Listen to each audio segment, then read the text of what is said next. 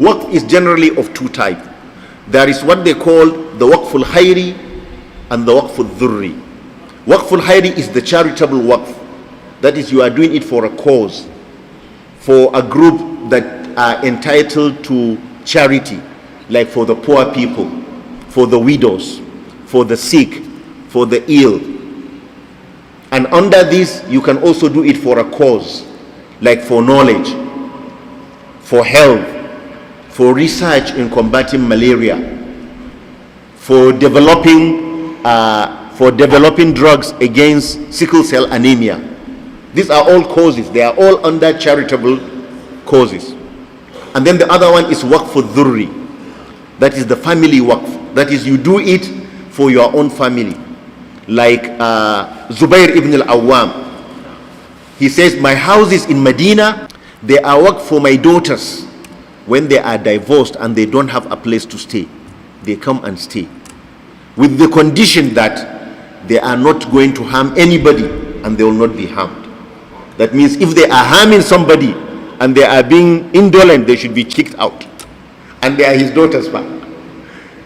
And he said, whoever amongst them finds a husband, then she doesn't have to enjoy it.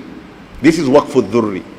Even under English common law, you have the two types of trust, the charitable trust and the private trust. They took it exactly from the way it is under Islam, waqful dhurri and waqful khayri. Their charitable one is waqful khayri, and the private trust is the one that is waqful dhurri, that is for an individual, for his family. But under the Sharia, if you have to do the waqf, it has to be for a purpose that is acceptable under the Sharia. If it is for a cause, the cause has to be acceptable under the Sharia.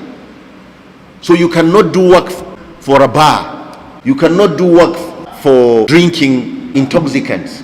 Can you do waqf for a church? Majority of scholars, almost all, they say you cannot do. You cannot do waqf for a church, even though you can do waqf for Christians. You can do waqf for a Christian. Christians can be beneficiaries to a waqf of a Muslim, because Christians are entitled to charity so long as it is not zakah. It's only zakah which Christians are not entitled to take. But Christians that live together in peace with Muslims, they are entitled to acts of benevolence of Muslims.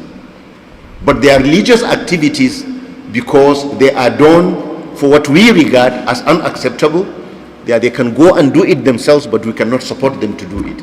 Because Allah has said, do not help one another in acts of disobedience.